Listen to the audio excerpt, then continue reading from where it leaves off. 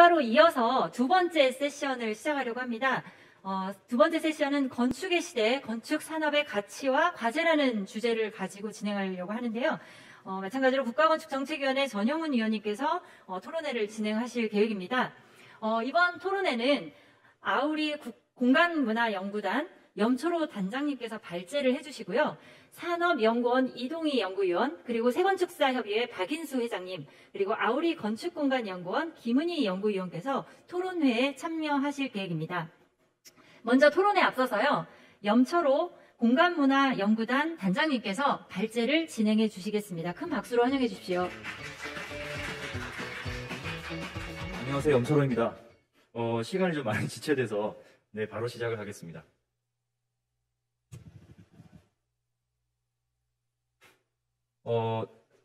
화면 잘 보이시나요? PPT 화면. 지금 여기 현장에 계신 분들은 안 보이시는 것 같은데. 네. 가운데는 상당히 익숙한 표지입니다. 박인석 위원장님께서 2017년도에 이제 발간은 됐지만 아마 그 전부터 고민하셨던 내용 같고요. 건축이 바꾼다라는 주제로 책을 내셨었습니다. 왼쪽에 보시는 몇 가지 글들은 건축을 산업으로 보는 시각이 담겨 있으면서 건축이 왜 중요한지를 강조하셨던 단락들의 제목이고요. 오른쪽은 저희 아우리가 2007년 6월에 오픈을 한 이후에 여러 가지 건축과 관련된 중요한 법제들, 조직이 만들어진 내용들을 담고 있습니다. 이 내용만 보셔더라도 이미 건설의 시대에서 건축의 시대로라는 말이 그렇게 어색하지 않게 느껴지실 것 같고, 이미 사실은 건축의 시대에 들어왔다라는 생각을 할 수 있을 것 같습니다. 저희가 국가건축정책위원회의 의뢰로 건축 산업과 관련된 연구를 하면서 몇 가지 수치들을 뽑았습니다. 361조 원, 건축 산업의 1년 매출액 규모입니다. 올해, 그러니까 내년이죠. 내년 국가 예산안이 지금 604조가 올라와 있는데, 전체 나라 살림, 1년 살림의 반 이상을 차지하는 매출을 건축 산업에서 담당을 하고 있고요. 83.4%, 2019년 종합건설업은 건물건설업과 토목건설업으로 나뉘죠. 이 종합건설업 중에 건물건설업이 차지하는 비중이 83.4%입니다. 토목은 16.6% 정도의 비중이라고 할 수 있고요. 153만 7천 명, 2019년 현재 건축산업에 종사하고 있는 사람들의 숫자입니다. 153만 7천 명이라는 숫자는 우리나라에서 가장 인구가 많은 도시 중에 5번째인 대전시의 인구보다 많은 규모라고 할 수 있겠습니다. 저희가 연구를 하면서 건축산업을 이렇게 정리를 했습니다. 건축물과 공간환경을 조성하고 유지관리하는 과정에서 부가가치를 생산하는 산업활동, 그렇기 때문에 여기에는 건축물을 짓는 조성과 관련된 사업, 그리고 건축물을 유지하고 관리하는 사업, 그리고 건축과 관련된 공간 정보와 관련된 사업까지를 포함할 수 있다고 할 수 있고요. 이거를 다시 범위 1부터 범위 3이라고 하는 범위의 개념으로 보시면, 첫 번째인 범위 1은 건축물을 만드는 데 직접 관계되는 산업입니다. 건축 서비스와 건축 공사에 해당이 될 것이고요. 범위 3까지 확장을 하면 건축물과 공간 환경의 생산 그리고 유지 관리와 관련되는 산업까지 확장이 될 수 있을 것입니다. 아까 말씀드린 것처럼 19년 기준으로 건축산업 매출액은 361조 원 규모입니다. 이 361조 원이라는 숫자는 우리나라에서 가장 중요한 산업이라고 얘기하는 자동차, 반도체, 석유화학보다 훨씬 더 많은 규모이고요. 삼성전자 매출액, 현대자동차 매출액보다 훨씬 큰 규모에 해당하는 매출 규모가 되겠습니다. 건축산업은 일자리 창출에도 기여합니다. 특히 건축 서비스 산업의 경우에는 청년층의 고용 비율이 높고 고학력자의 고용 비율이 높은 산업이고요. 건설 산업은 다 아시겠지만 내수 중심의 산업입니다. 여기 아래쪽에 텍스트를 보시면 산업별 산출 대비 수출 비중, 내수시장 대비 수입 비중이라고 하는 수치를 제가 산업연구원에 제공하는 데이터에서 찾아봤는데요. 건설 산업은 수출 비중은 전체 산업 중에 밑에서 네 번째, 수입 비중은 전체 산업 중에 가장 낮습니다. 그러니까 우리나라에서 가장 대표적인 내수 산업이 건설 산업, 건축 산업이라고 할 수 있고요. 건설 산업은 이제 현장에서 건물을 짓는 산업이기 때문에 일자리 창출 효과가 높고, 그리고 건축 서비스 산업에 비해서는 임시직 그리고 고령층의 비율이 높은 것이 사실입니다. 그러니까 이걸 정리해보면 건축 산업은 내수 중심 산업이고, 상용 근로자부터 임시직, 청년층부터 노년층, 고학력자부터 저학력자까지의 모든 계층을 아우르는 일자리 창출 효과가 매우 높은 산업이라고 말씀드릴 수 있겠습니다. 그리고 얼마 전에 대통령께서 유엔 기후협약 회의에 가셔서 우리나라의 에너지 소비량, 탄소 배출의 목표를 조금 더 상향하겠다라는 약속을 하셨고요. 아마도 다들 아시는 것처럼 건축물이라는 것은 이 에너지 소비량, 탄소 배출에서 차지하는 비중이 상당히 큰 분야입니다. 저희 연구원에서 그 산출한 자료가 있는데요. 다음 페이지로 안 넘어가네요.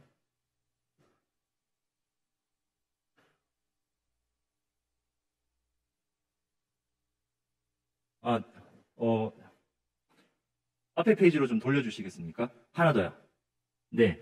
여기 아래쪽에 보시면 지금 제가 지금 화면이 잘 안 보이는데요. 제로 에너지 건축물, 그리고 그린 리모델링 사업 규모를 봤을 때 2030년까지 전체적으로는 600조 이상의 시장 규모로 저희가 추산을 한 자료가 되겠습니다. 제가 오늘 그 돈 얘기를 많이 드리는데요. 조금 거북하실 수도 있는데, 오히려 생각해보면 우리가 건축이 중요하다라는 이야기를 하면서 너무 돈 얘기를 안 한 것 같아요. 근데 우리가 지금 오늘은 건축을 산업으로 바라보자라는 이야기이기 때문에 조금 여러 차례 그 돈과 관련된 말씀을 드렸습니다. 물론 건축은 돈 얘기뿐만이 아니고 국민 삶에 미치는 영향이 상당히 중요한 산업입니다. 다들 아시는 것처럼 우리 국민 생활을 공간을 구현하는 것이 건축이고 생활 공간의 만족도를 결정하는 것이 건축이고 건축물에서 벌어지는 여러 가지 직간접적인 사회 비용을 결정하는 것이고 물리적, 사회적 생활 환경 변화를 주도하는 것 또한 건축이라고 할 수 있겠습니다. 정리해서 말씀드리면 건축은 대표적인 내수 산업이고 대표적인 일자리형 산업이고 대표적인 생활 밀착형 산업이라고 정리할 수 있겠습니다. 최근 들어서 건축 산업과 관련된 몇 가지의 정책 여건 변화를 살펴보겠습니다. 첫 번째는 소규모 민간 건축에 대한 부분입니다. 전체 건축물 중에 소규모 건축물이 차지하는 비중이 어느 정도인지는 여러 차례 이제 그 PT에서 말씀을 드리겠습니다만, 최근 들어서는 소규모 건축 시장의 수요가 증가하고 있고, 여러 가지 TV 방송에서도 소규모 주택을 중심으로 한 관심이 높아지고 있고요. 특히 그 안전에 대한 부분이 상당한 그 사회적 이슈가 되다 보니까 건축물의 안전 성능이라고 하는 이슈들도 상당히 중요하게 부각이 되고 있습니다. 연결해서 노후 건축물 등이 상당히 늘어나고 있기 때문에 과거의 신축 중심에서 리모델링 또는 용도 변경의 수요도 증가할 것으로 예상이 됩니다.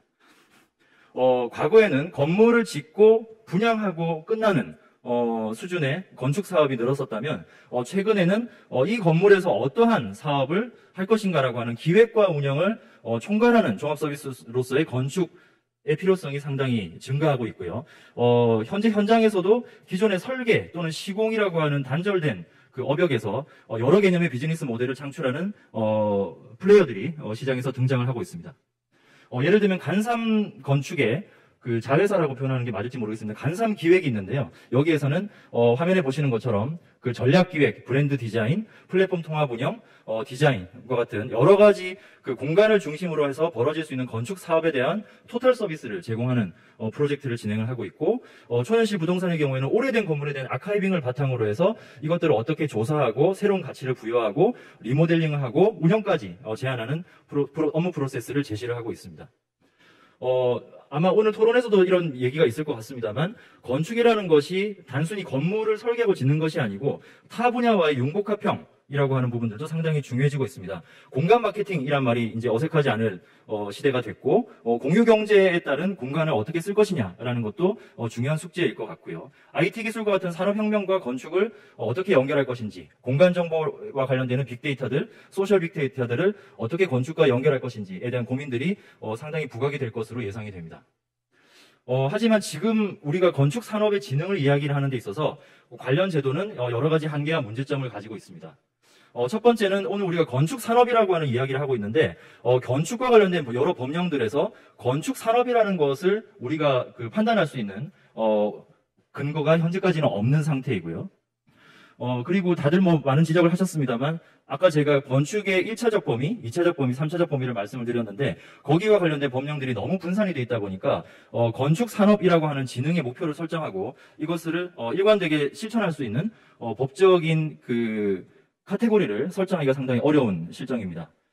많이 나왔던 얘기입니다만, 공공건축 사업을 저희가 시행하는 데 있어서 현재는 건축서비스산업진흥법 그리고 건설기술진흥법 간의 교통정리라고 할까요, 역할분담이라고 할까요, 그런 부분들이 아직 미흡한 부분이 있다 보니까 건축기획, 설계발주, 설계 그리고 사업평가 등에 있어서 두 법 간의 충돌 또는 혼선이 발생하는 것도 문제로 지적이 되고 있습니다. 소규모 건축 사업의 비중이 전체 건축이 차지하는 비중이 상당히 큰데요. 그럼에도 불구하고 현재 관련된 법령들은 중규모 또는 대규모의 공공사업에 한정된 것이 사실입니다. 그리고 아래쪽에 보시는 것처럼 실제로 현장에서 그 설계를 하고 시공을 하는 소규모 건축 사업과 관련된 플레이어들의 역량을 강화할 수 있는 규정은 상당히 미흡한 것이 사실입니다.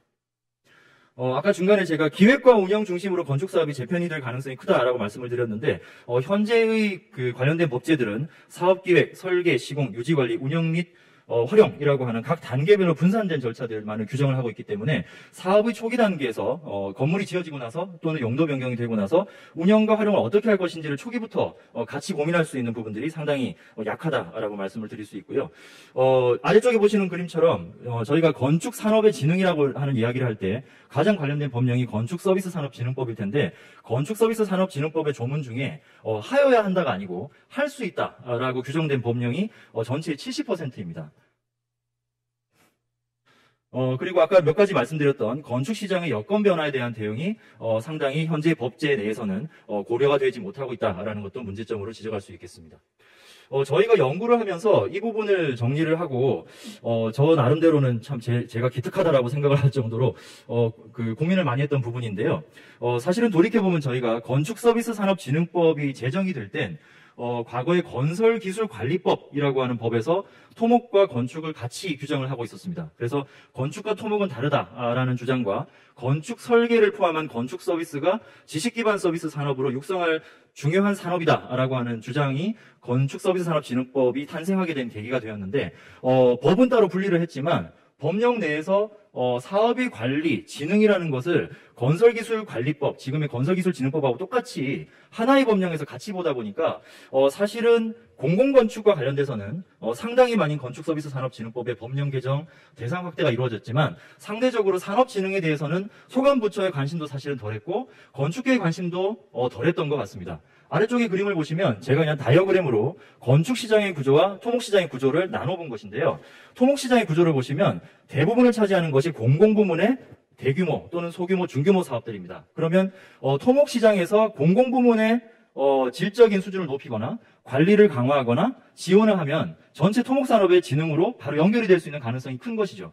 하지만 건축은 보시는 것처럼 현재 서비스산업진흥법 등에서 규정하고 있는 공공사업의 관리 대상은 일부 대규모 사업에 지나지 않습니다. 하지만 전체 시장에서 큰 비중을 차지하는 것은 민간 부문의 소규모 산업입니다. 그러니까 이 부분은 산업의 주요 진흥 대상이 되어야 함에도 불구하고 법령에서 공공사업의 관리와 산업진흥을 하나로 규정을 하고 공공사업에 집중을 하다 보니까 대부분을 차지하는 민간의 소규모 시장에 대해서는 사실은 정책적 관심에서 멀어져 왔다라고 말씀을 드릴 수 있을 것 같습니다.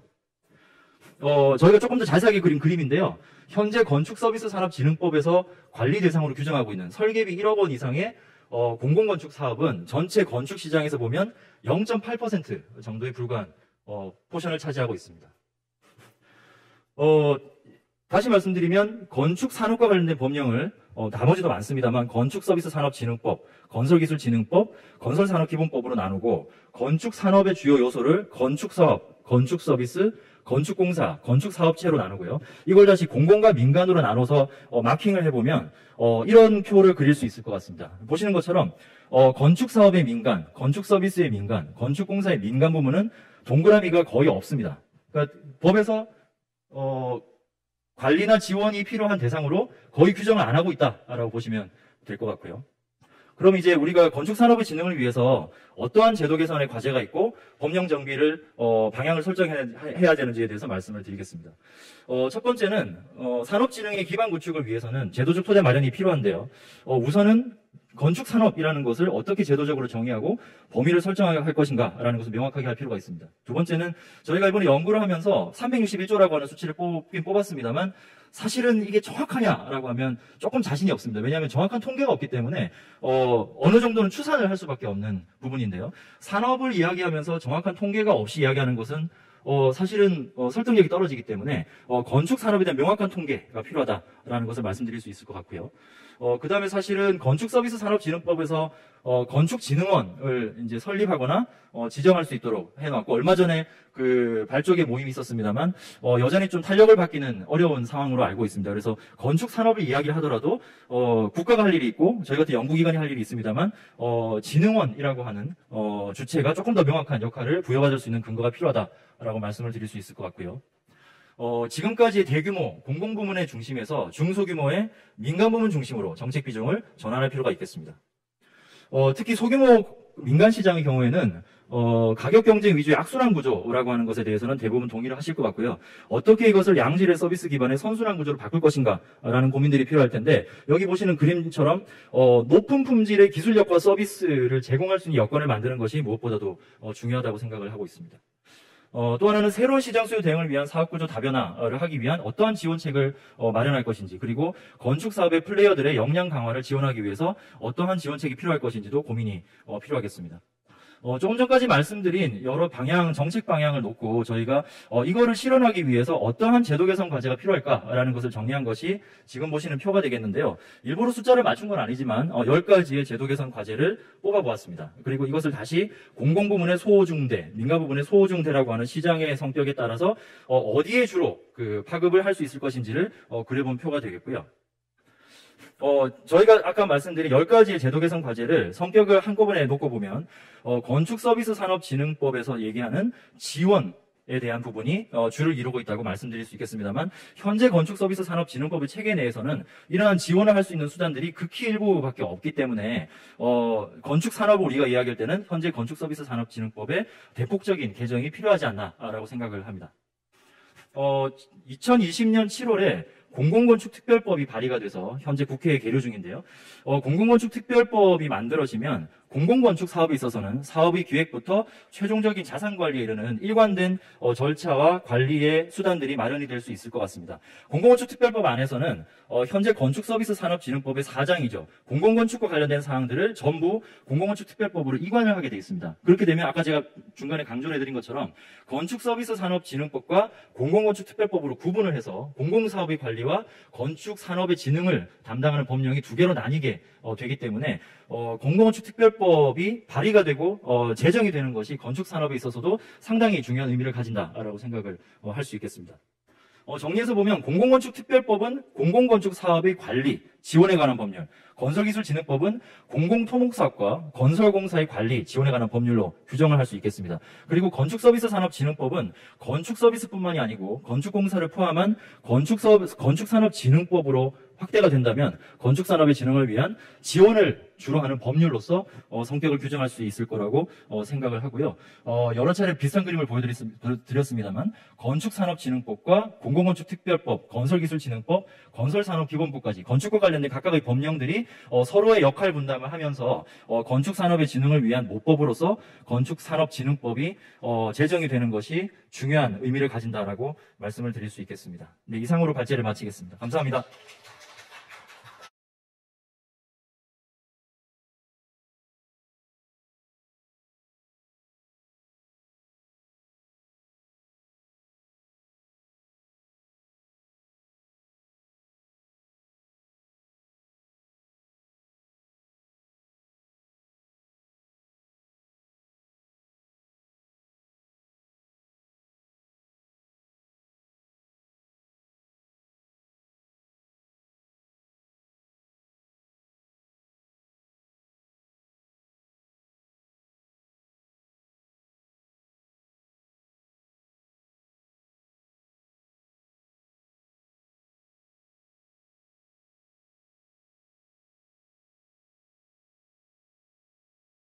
주제 토론회를 시작하려고 합니다.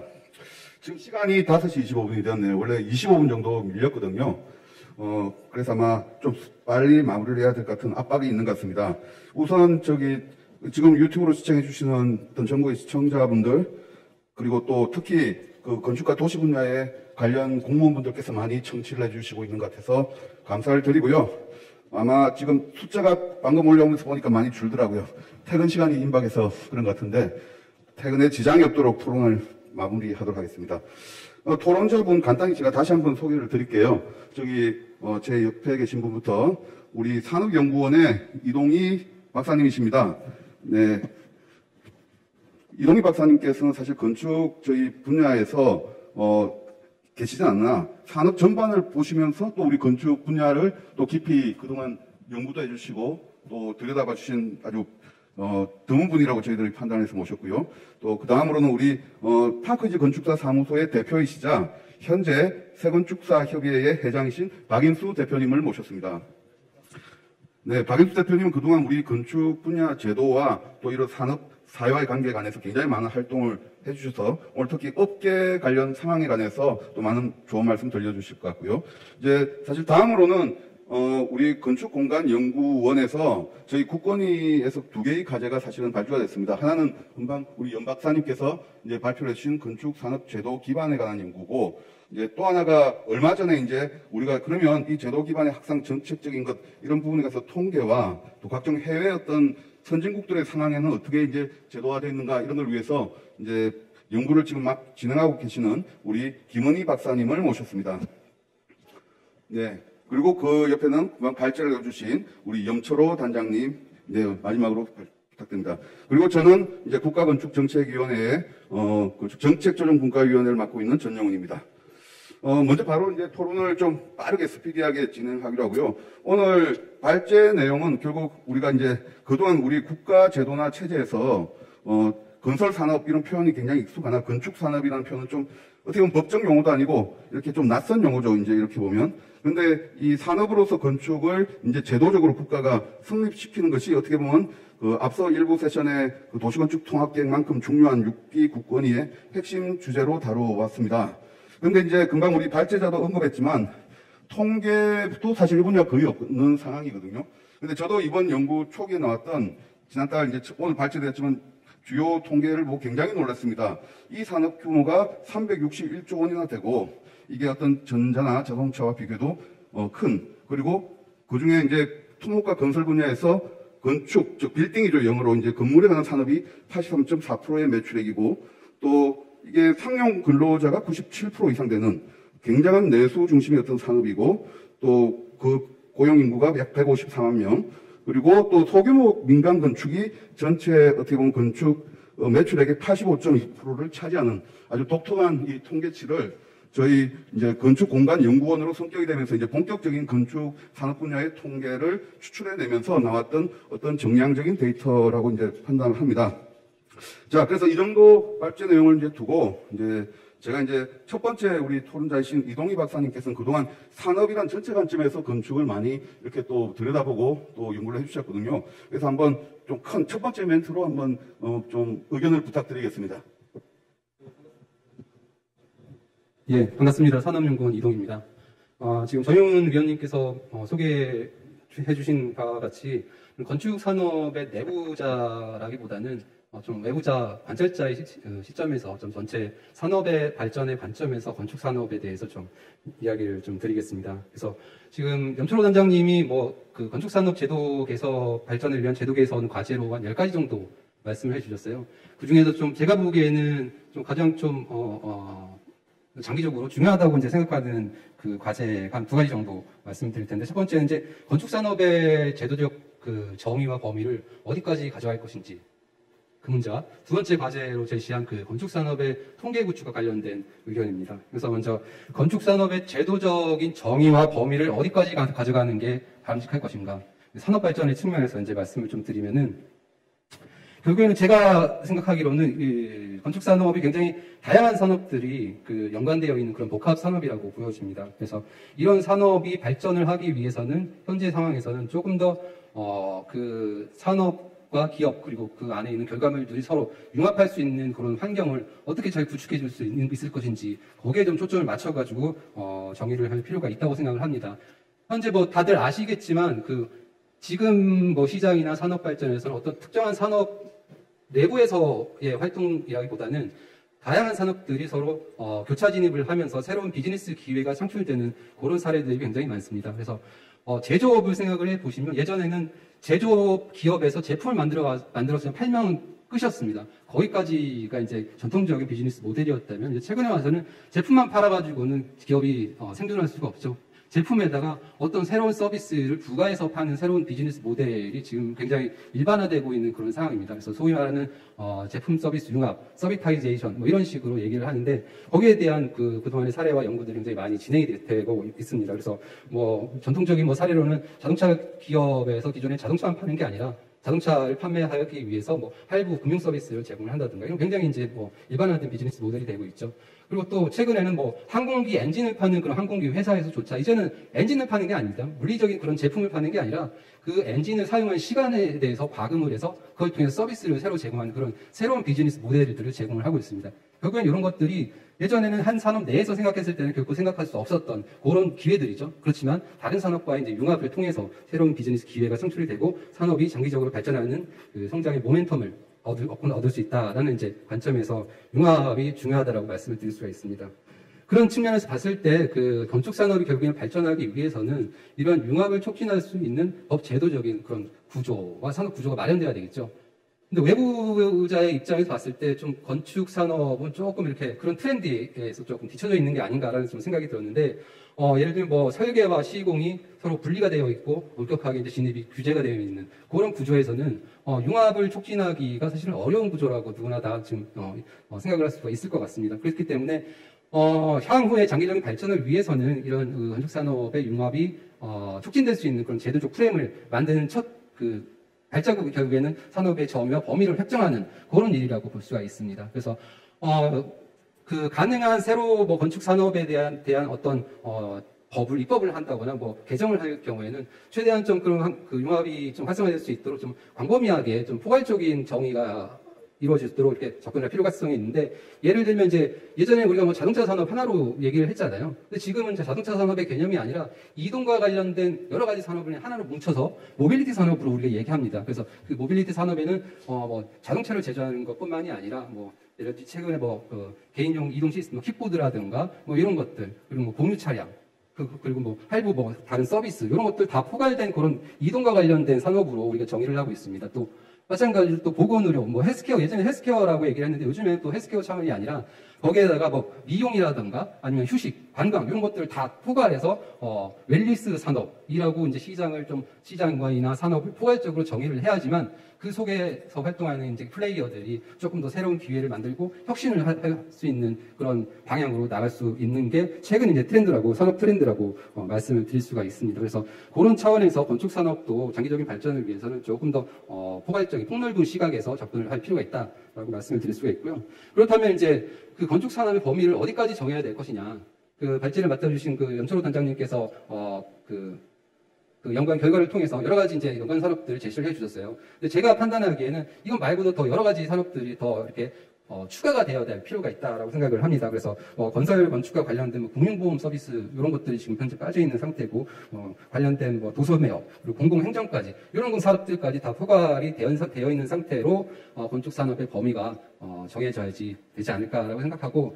그래서 같은 맥락에서 그 건축 산업의 어떤 정책을 입안하기 위해서는 기초 자료가 굉장히 중요합니다. 근데 아직까지 그 건축 산업의 통계 자료가 이제 미비한 그런 상황인데 좀 시급한 문제인 것 같아요. 그래서 지금 그 발제의 내용에 따르면은 그 1차적인 범위, 그러니까 건축물의 생산과 직접적으로 관련이 있는 부분까지만 좀 좁게 정의를 해서 통계 자료를 앞으로 작성을 하겠다라고 발표를 하셨는데, 저는 그것보다는 훨씬 더 폭넓은 차원에서 지금 접근을 해야 된다고 생각합니다. 그래서 예를 들면 관광산업 같은 경우에도 이거는 표준산업 분류에 관광산업이라는 건 없어요. 굉장히 뭐 여행업이라든가 음식, 뭐 숙박업, 그다음에 운송 서비스, 다양한 서비스 산업들이 다 연관되어 있는 그런 산업인데, 법적 측면에서는 이런 산업들을 관광진흥법상에서 관광사업으로 규정을 하였지만 그 법적인 규정 정의보다 훨씬 폭넓은 범위에서 지금 관광산업의 특수산업을 분류를 해놓고 있고, 그 특수산업 분류에 따라서 폭넓게 통계조사를 지금 진행을 하고 있습니다. 그래서 건축산업의 경우에도 건축과 관련된 법에 규정된 그 정의를 좀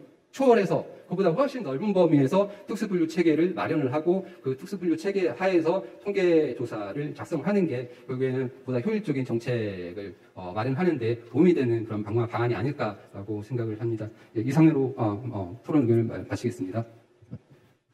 네, 감사합니다. 확실히 좀 저희 건축인들이 조금 우리 분야만 생각한다면 훨씬 폭넓은 관점에서 또 국가적 패러다임의 어떤 변화와 맞추어 또 전혀 생각하지 못한 부분까지 이렇게 시야를 넓혀주신 발언을 해주신 것 같습니다.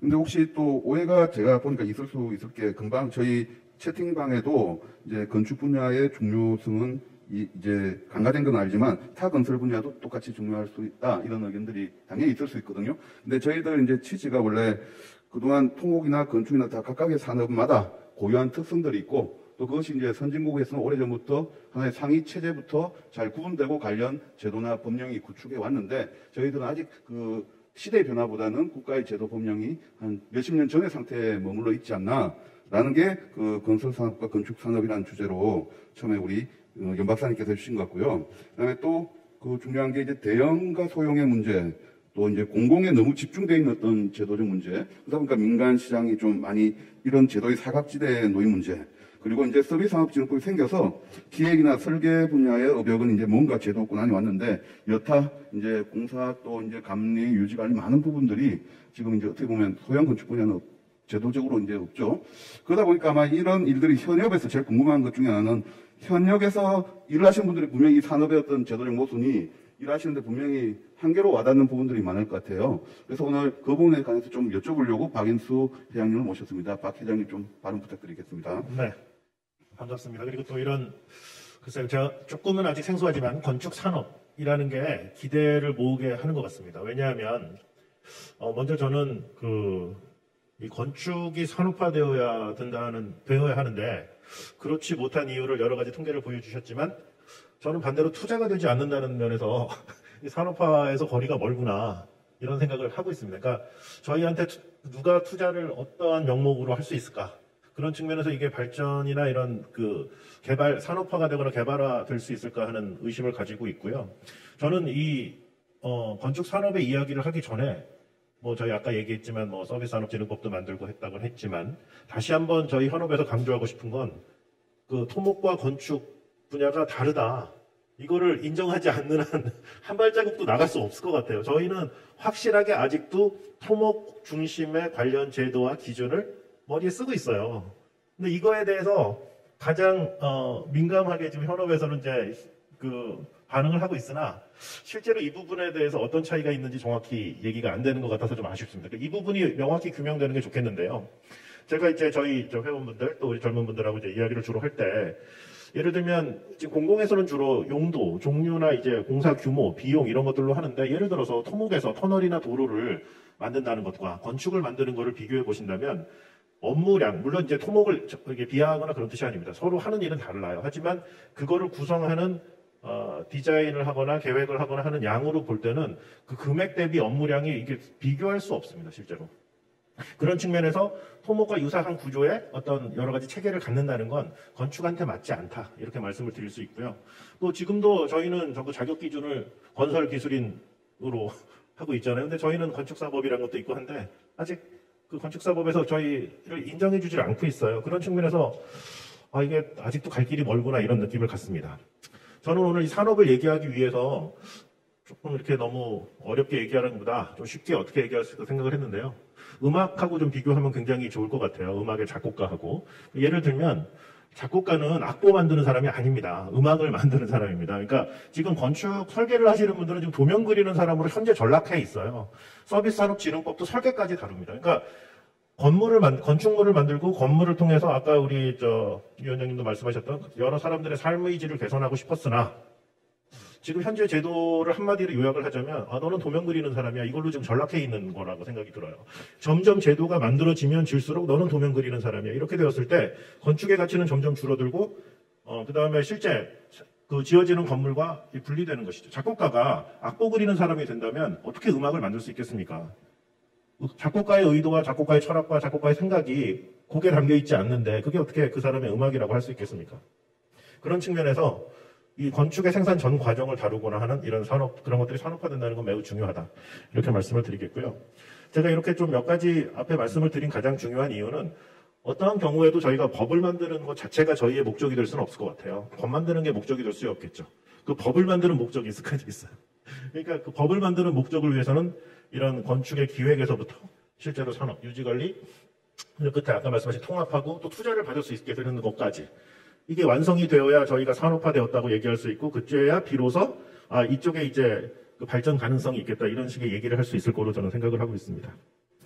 특별히 저희 그 건축을 관리하는 방식을 좀 다시 생각을 해볼 필요가 있다고 생각합니다. 왜냐하면요, 지금 이 어떻게 보면 이 관리, 그러니까 즉 다시 말해서 이 관련된 이 건축 산업에서 일하시는 분들이 어떻게 보면 건축주라는 거대한 권한 아래 전부 관리받는 사람이거나 아니면 그분의 뜻을 이루어주는 굉장히 자본주의적인 그 체제 하에 있다고 생각이 됩니다. 실제로 그렇게 생각이 되는 이유는 제가 생각할 때는 건축에 대한 이해가 부족하기 때문이라고 봅니다. 공공건축물도 실제로 발주하는 사람이 자신이 건축주로 착각하는 경우가 좀 굉장히 많다고 생각합니다. 그러니까 이게 공공의 세금으로 시민들을 어떤 그 생활 환경 혹은 주거 환경 등을 위해서 만들어지는 것임에도 불구하고 이게 자기 집을 짓는 것처럼, 그러니까 자기 집을 짓는 것처럼 하는 것 자체가 문제가 되지는 않겠지만 자기 것처럼 이렇게 진행하고 그거를 이렇게 주변 전문가들이 이렇게 지원하거나 이렇게 되는 방식으로 보는 방식은 좋은 건축을 만들 수 있는 거에서 아주 크게 벗어났다고 생각이 들고요. 따라서 지금부터 만들어지는 관리는 오히려 그 참여하는 플레이어들이 그 책임과 권한을 정확히 해주고 명확히 해주는 것들이 매우 중요하다고 생각합니다. 지금 건축주한테 무한한 권한을 주고 무한한 그 책임을 주고 이러는 것보다는 지금 사회적으로 좀 그 업무상 다 분리되어 있는 분들의 각각의 책임과 그 권한을 좀 정확히 나눠주는 게 좋겠다. 예를 들어서 지금 제일 늘 혼돈스러운 것 중에 하나를 말씀드리면 건물이 준공되고 나서 건축물 등기해야 되잖아요. 건축물 대장. 그게 누구 일이냐는 거에 따라서 매번 현업에서는 그것 때문에 시끄럽습니다. 실제로. 그게 별것도 아닌 일에 좀 정확히 할 필요가 있겠다 이런 생각이 들고요. 마지막으로 뭐 자잘구레한 얘기가 있습니다만 저는 다시 한번 말씀드리면 투자를 받을 수 있는 산업이 되어야 된다 이렇게 생각합니다. 이 정도로 마치겠습니다. 네, 말씀 감사합니다. 사실 제가 이번에 이 컨퍼런스 준비하면서 이 건축산업이라는 주제로 뭔가 좀 해박하게 또 전문적으로 굉장히 이제 그 현업에 있으시면서 또 뭔가 생각 있는 분을 모시려다가 의외로 저희들 영역에 어떤 전문성이 좀 많이 떨어져 있다는 느낌을 받았어요. 설계 분야, 감리 분야, 이제 또 우리 시공 분야 이런 부분에서 이제 통합적으로 볼 수 있는 좀 시각이 많이 부족하더라. 그래서 어떻게 보면 이게 건축 산업을 보는 어떤 그 시야가 이제 막 국내에서 저희들이 형성되고 있는 시점이라서 그렇지 않은가 하는 생각을 해봤고요. 그래서 사실 저희들이 건축도시공간연구소에서 건축공간연구원으로 이제 성격이 되면서 가장 먼저 우리가 건축공간연구원에 좀 요청같이 했던 게 무언가 이게 하나의 어떤 논지가 생기려면 당연히 그 분야의 통계에 관한 어떤 기초적인 데이터가 절대적이다. 근데 이게 없더라. 우리나라에는 많은 학자들의 저도 그건 느꼈고요. 그래서 어떻게 보면 이 분야 연구가 시작이 된 게 한 1년 남짓하고 여기관에서 사실 그동안 김은희 박사님께서 굉장히 많이 이 분야에서 사실은 맡아주셨어요. 그러면서 또 이번에 과연 그럼 저희들이 이렇게 산업의 어떤 특성들이 변하고 있고 또 시대 패러다임도 변하는데 해외의 경우에는 뭐 가령 정말 어떤 제도화되어 있는가 또 우리나라 상황과 비교했을 때 정말 현 상황이 우리에게 문제의 본질이 뭔가 이런 부분을 위해서 이제 막 그 연구가 또 시작되는데 그 책임을 지금 김은희 박사님께서 이제 맡고 계셔서 저희가 오늘 그 전체 배경 특구 해외 뭐 통계 이런 주제로 말씀을 예, 부탁드려볼까 합니다. 네, 안녕하십니까. 건축공간연구원 김은희입니다. 전용 교수님께서 제가 뭐 많이 하셨다고는 하셨는데 아직 시작 단계인 것 같고요. 그리고 해외의 그 주요 국가들이 건축 산업과 관련해서 제도적인 어떤 현황하고 운영을 어떻게 하고 있는지 우리한테 시사점이 무엇인지에 대해서는 아직까지는 좀 구체적으로 이 자리에서 말씀드리기는 좀 어려울 것 같습니다. 다만 명확하게 우리와 차별되는 점 이것들은 몇 가지가 좀 보이는 것 같습니다. 그 부분을 말씀을 드리도록 하겠습니다. 그리고 그 전에 과연 우리는 이 건축 산업이라고 하는 영역으로 시야를 좀 확대했을 때 어떤 점이 부족한지에 대한 고민을 먼저 했습니다. 앞서 염철호 박사님께서 말씀을 해주시면서 지금 현재 우리 상황에서 어떤 방향으로 이제 제도적인 그 대안들을 만들어 가야 할지에 대한 큰 틀에서 이야기를 해주시긴 했지만 좀 더 근본적으로 그러면 도대체 뭐지에 대한 그 의문들이 계속 들었습니다. 그 부분을 한 두어 가지 정도 사전에 좀 말씀을 드리도록 하겠습니다. 일단 저는 우리가 건물을 짓는 행위가 누군가에게는 일생에 한 번 있는 자기의 전 재산을 걸어서 추진하는 사업이고, 또 아까 우리 사회자님께서도 말씀하셨다시피 이 공공건축물을 담당하는 전문가, 그러니까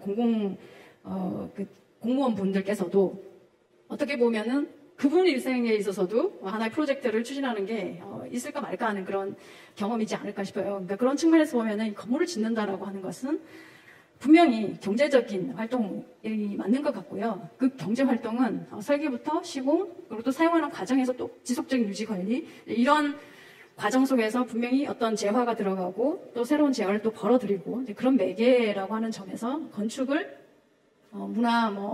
문화적인 측면, 또 여러 가지 사회적인 그 가치들을 생각해 볼 수 있지만, 우리의 생활에 정말 중요한 그 경제적인 가치를 생산하는 하나의 중요한 부분이다라고 할 수가 있겠고, 그래서 좋은 설계가 필요하고 우수한 시공이 필요합니다. 그거를 통해서 결국 좋은 건물이 만들어지고 또 좋은 서비스를 국민들한테 제공할 수 있다라고 생각을 합니다. 산업이라고 하는 것은 이제 저희도 사실 연구원에서 산업이라고 하는 이 워딩이 여러 측면에서 익숙하지 않았었는데, 어쨌든 국가를 운영하는 데 있어서는 굉장히 중요한 부분이고, 그렇기 때문에 우리 사회가 굴러가고 있는 어떤 시스템하고도 굉장히 많이 영향을 받고 있습니다. 우리나라는 법 중심으로 사회가 굴러가고 있고요. 특히 이제 건축이라고 하는 이 아까 데이터에서도 보셨다시피 우리는 잘 몰랐지만 그 거대한 자본이 움직이고 있는 이 건축 분야는 국가의 법이 굉장히 많은 영향을 미치고 있고, 건축 분야에도 건축법과 건축물을 만드는 과정에 일반적으로 지켜야 하는 그 건축법하고, 그다음에 산업활동과 관련된 건축서비스산업진흥법, 건설기술진흥법, 건설산업기본법, 이제 어떻게 보면 이 세 개의 주요 법령들이 건축 산업활동에 있어서 굉장히 많은 영향을 미치고 있다라고 할 수 있겠습니다. 그리고 서비스산업진흥법이 저는 이제 새로 건설관리법에서 기술관리법에서 분리되어 온 것도 결국은 이제 서비스 활동이라고 하는 것을 산업적으로 바라보고 조금 더 체계적으로 관리하기 위한 그런 차원에서 어떤 제도적인 이 수요하고 관계가 있다라고 생각을 합니다.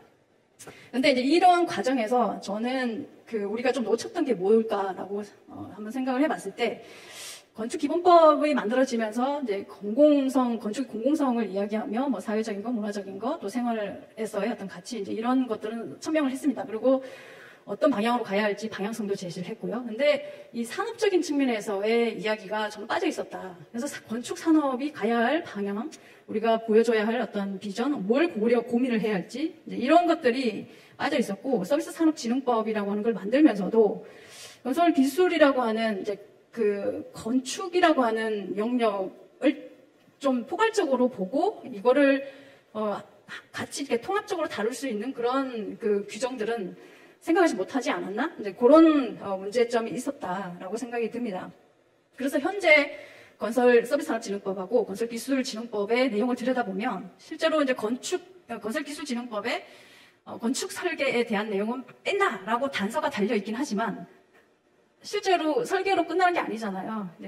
공사를 하는 과정 중에도 감리도 해야 되고 사업 관리도 해야 되고, 건물을 사용하는 과정 중에 여러 가지 유지 관리 활동들도 다 서비스 활동에 관계가 되는 거죠. 근데 현재는 그것이 서비스산업진흥법하고 기술진흥법의 두 개가 지금 이상하게 섞여 있습니다. 그리고 건설기술진흥법에서 다루고 있는 건축산업은 건축 설계는 뺀다라고 하지만 건물이 포함되어 있는 토목공사들, 건물이 포함되어 있는 설비공사들, 이런 것들을 사업적인 관점으로 보면 건축에 대한 부분이 이상하게 지금 섞여 있다. 굉장히 지금 법 체계가 조금 명확하지가 않다라고 하는 부분을 또 문제로 제기를 할 수가 있을 것 같습니다. 좀 더 근본적으로는 이제 건설산업기본법에 저희가 계속 토목하고 건축은 다르다라고 이야기는 하고 있는데, 이 법의 어떤 내용들을 근본적으로 좀 들여다보면 건설산업기본법은 이 공사라고 하는 행위에 초점을 맞추고 있습니다. 그래서 건축이라고 하는 분야, 토목이라고 하는 분야, 설비라고 하는 분야, 이렇게 분야가 가지고 있는 특성을 다루는 게 아니라 공사라는 활동에 초점을 맞추고 있기 때문에 업에 대한 관리라든지 관리 방식, 어떤 계약에 대한 관리 방식, 이런 것들도 그냥 보편적인 엔지니어 측면에서의 공사 활동에 초점을 두고 규정들이 이렇게 만들어져 있다라고 하는 측면에서 저희가 좀 고민을 해봐야 할 부분입니다. 그리고 이제 건축이라고 하는 그 행위를 우리가 자꾸 토목하고 건축을 나누자라고 다르게 보자라고 하는데 뭘 다르게 볼 것인데에 대한 고민을 이제 여기서부터 다시 들여다봐야 하지 않나라고 생각합니다. 해외의 경우 저희가 그 연구 제목이 해외 주요국의 건축 산업 육성 지원 제도 비교 분석 연구인데요. 지금 저희가 들여다보고 있는 국가가 영국, 미국, 독일, 그리고 싱가포르 이렇게 4개 국가입니다. 근데 이제 관련국의 전문가분들하고 이야기를 하는 과정에 첫 번째 육성 지원 제도? 해외는 이거 건축이 그냥 이미 일반적인 그 하나의 영역으로 안정적으로 그냥 산업으로 인식되고 있기 때문에 이걸 국가가 또는 공공이 육성 지원하는 대상이 아니다. 라는 거죠. 그래서 이 워딩부터 어떻게 보면 우리가 생각의 틀이 좀 잘못되어 있다라고 하는 생각이 좀 들었습니다. 일단 몇 가지만 현황 위주로 몇 가지 설명드리면 해외도 우리와 마찬가지로 건축을 산업으로 보면 건설하고 그다음에 건축 그 서비스로 이렇게 크게 다 구분이 됩니다. 그러니까 표준산업 분류가 거의 국제표준산업 분류들을 따르고 있기 때문에 대부분의 국가들도 다 비슷한 체계로 가고 있는 거고요. 그리고 이제 각 국가들마다 건축 산업을 전담하는 정부의 주요 부처들도 있습니다. 다만 이제 우리는 이제 국토부를 중심으로 그 어떤 법체계 시스템으로 운영되고 있고, 이제 해외는 우리 같이 무슨 법, 무슨 어떤 산업지원법, 진흥법 이제 이런 것들이 있는 게 아니라 각 국가들마다의 정책들이 있고 그 정책들 아래 그 단계별로 그러니까 조금 더 실행 단계로 내려와서 필요한 규정이나 매뉴얼, 가이드라인 이런 것들이 실제로 작동한다라는 측면에서 우리하고는 시스템이 좀 다르다라고 할 수가 있겠습니다. 그리고 더 크게 이제 차별성을 좀 이야기할 수 있는 게 어쨌건 그 해외에서는 제가 말씀드린 해외는 아까 말씀드린 4개국 정도가 되겠는데요. 거기서는 건축이라고 하는 것을 이제 저희가 아까 건설기술진흥법하고 건축서비스산업진흥법이라고 하는 2개 법령에서 이제 제도적인 관점에서 봤을 때요. 이게 섞여 있다라고 말씀드린 것과 다르게 일단 건축을 이제 건축이라고 보는 아키텍처라고 보는 거고요. 그 외에 그 엔지니어는 이제 토목이나 이런 것들은 다 엔지니어로 보는 거죠. 이렇게 명확하게 건축이라고 하는 그 행위하고 그러니까 분야와 토목은 명확하게 구분이 되어 있다라고 하겠습니다. 그리고 이제 이러한 어떤 출발 자체가 그러기에서부터 시작되기 때문에 그 어떤 시스템 운영의 시스템, 그러니까 제도적인 운영의 시스템도 거기에 맞게끔 운영되고 있는 것 같습니다.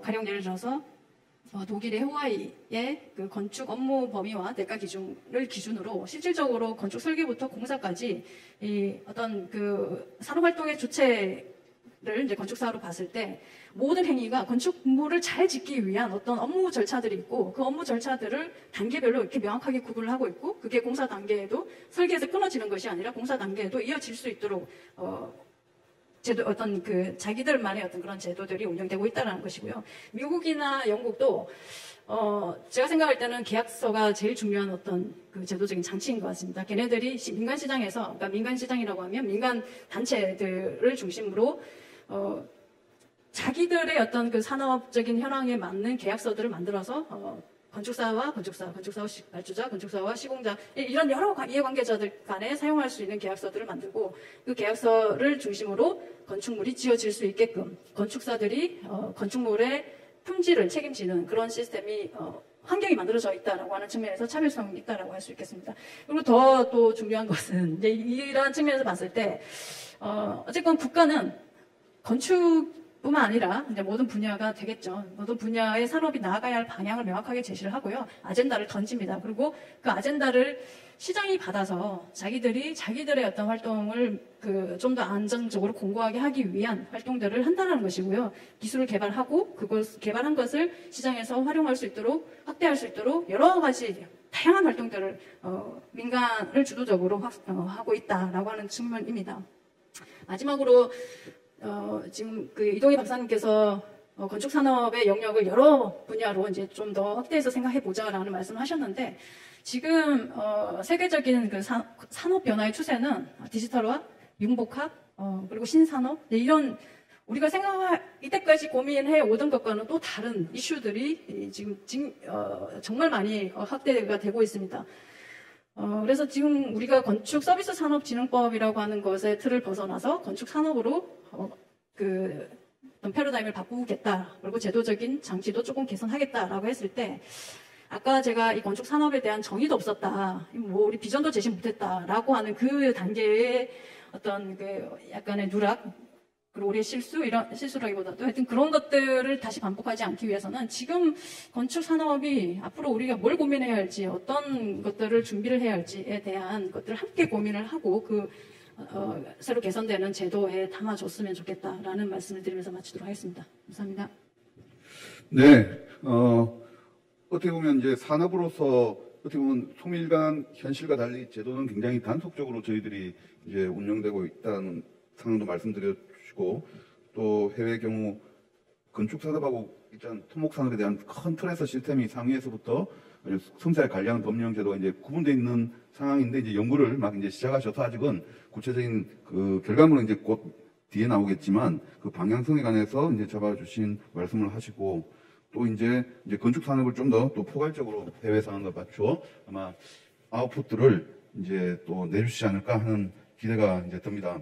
사실 어떻게 보면 좀 근데 추상적인데요. 저도 예전에 이제 연구를 하다 보면 저희 나라와 이제 해외 경우에 어떤 민간 영역만 봐도 인허가 제도도 굉장히 다르고 또 그다음에 어떤 사업의 계약 방식 이런 것도 굉장히 좀 차이가 크고 그다음에 또 가령 예를 들어 공공에서 이제 어떤 민간 건축물인데도 어떤 공영 감리제를 운영하면서 굉장히 섬세하게 그 건축물들의 어떤 유지 관리를 관리하고 또 민간에서 일어나는 디자인 감리나 이런 계약에 관해서는 또 별도로 조성되고 이런 것들이 굉장히 현실의 속에 국내 환경과는 크게 차이가 있다는 생각이 들거든요. 그리고 그게 또 현업에 계시는 우리 분들도 많이 이제 감지를 하시고 항상 그 모순과 이의를 제기하시고 있는 것 같습니다.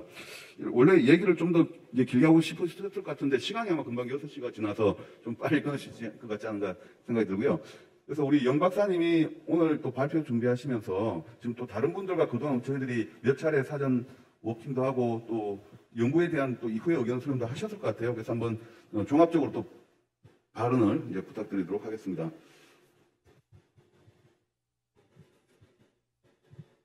들리시죠? 네.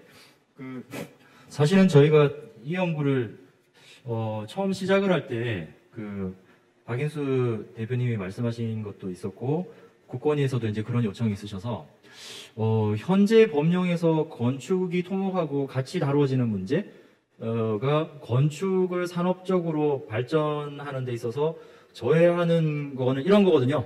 라는 근거를 찾아달라.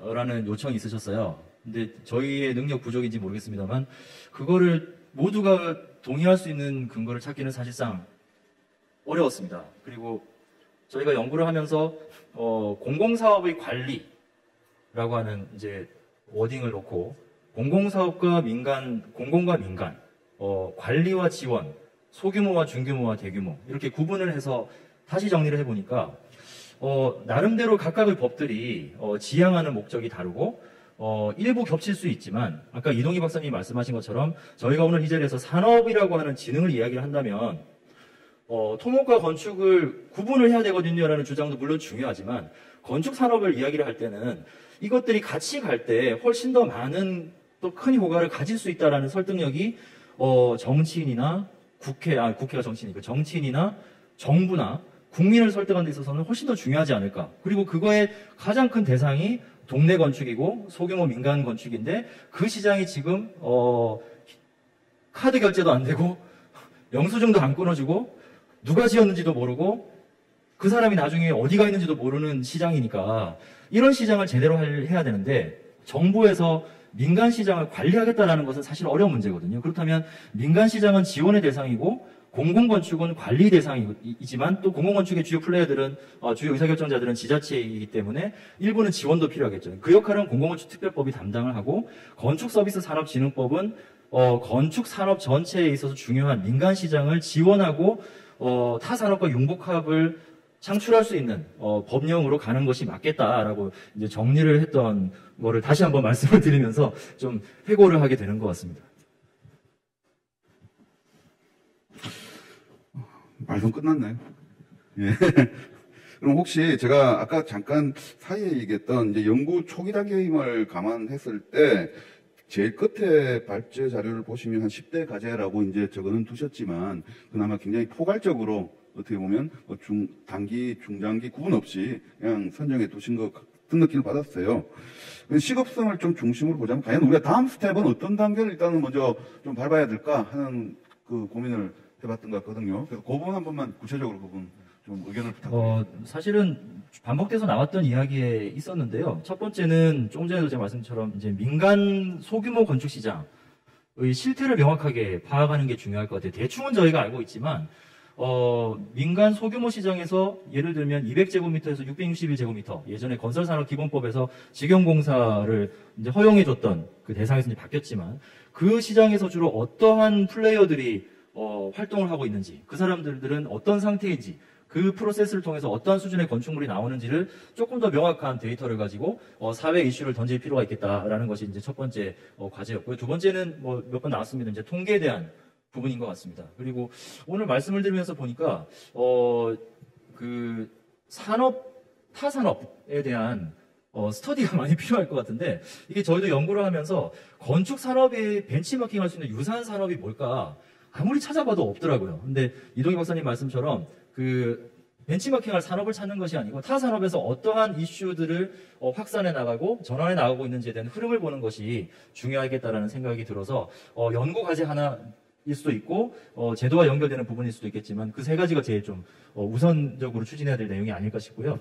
장기적으로는 이제 뭐 아까 그 법을 만드는 게 목적이 아니고 법을 왜 만들어야 하는지가 중요하다는 말씀을 하셨는데 아마도 그 건축 서비스 산업 진흥법이 만들어질 때는 건축 설계에 계신 분들은 이 법이 만들어지면 건축 설계가 엄청나게 발전하겠구나라는 기대를 많이 하셨을 것 같아요. 근데 지금 이제 공공건축 특별법이 만약에 제정이 된다 그러면 그나마 정부가 관심 있었던 공공건축 사업의 관리가 다 공공건축 특별법으로 가게 되면 더더욱 정부가 관심을 가지지 않는 법이 되지 않을까. 그렇다면 이 건축 서비스 산업진흥법을 아예 그냥 건축 설계진흥법으로 만들어야 되는 거 아니야? 라는 이제 생각을 하시는 분들도 계실 것 같아요. 이거는 완전히 다른 이야기거든요. 그래서 건축계에서 이 건축 서비스 산업진흥법의 향후에 어떤 방향으로 갈지에 대한 좀 공감대를 형성하는 논의는 계속적으로 이루어질 필요가 있을 것 같고 오늘이 아마 그 출발점이라고 생각을 하고 있습니다. 네, 말씀을 듣다 보니까 어떻게 보면 사실 저희들의 모든 행위가 어떤 업역의 문제가 아니고 국가의 경쟁력 강화와 또 국민들의 어떤 삶의 질을 높이는데 기하기 위해서 다 한 행위고 건축 산업의 어떤 이런 지원 또 그게 맞는 법제 체계의 구축이라는 것이 결국 그 앞에 언급했던 목표를 이제 달성하기 위한 하나의 수단 같은 거라고 이제 파악이 됩니다. 그래서 앞으로 어떻게 보면 이게 지금 홍보가 더 필요하고 저희들로서도 또 뭔가 여기 관해서 많은 분들이 관심을 가질 수 있도록 공감대를 유도한 게 더 필요한 지점인 것 같아요. 그게 또 저희 토론회의 주 목적인 것 같고요. 끝으로 여담으로 저기 아까 잠시 들었는데 우리 연 박사님과 이 박사님께서 전혀 별개의 가정으로 각자 집을 구하셨는데 이 두 분께서 아주 우연히 한 아파트에 두 세대 있는 계단식 아파트 같은 층에 마주보고 사신다고 제가 들었습니다. 그래서 오늘의 그 마지막 발언 금방 메모를 옆에서 우리 이동희 박사님 굉장히 많이 지금 듣고 계세요. 이동희 박사님의 좀 추가 의견 코멘트를 듣는 것을 마지막으로 이 토론회를 마칠까 합니다.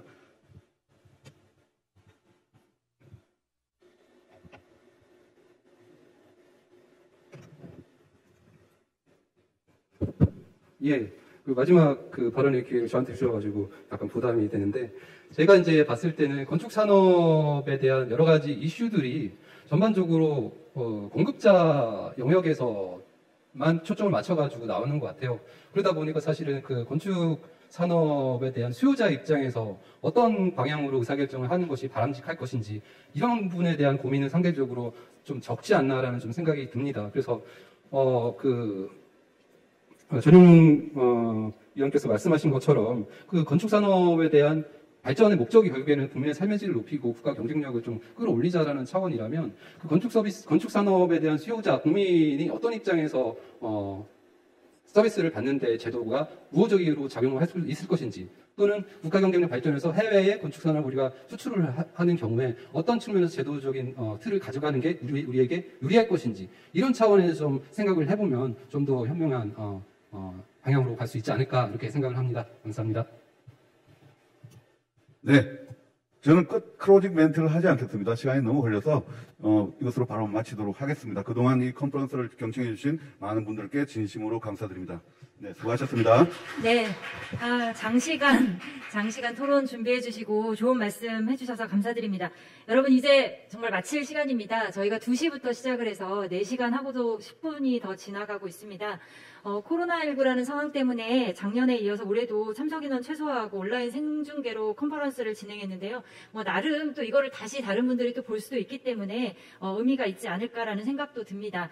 내년에는 모두가 좀 한 자리에 모여서 소통의 시간 가지면서 얼굴 보면서 논의할 수 있는 시간이 됐으면 하고요. 긴 시간 이렇게 남아서 온라인, 오프라인에서 함께 해주신 여러분들께 대단히 감사드립니다. 이것으로 2021년 공공건축 컨퍼런스를 모두 마치겠습니다. 감사합니다.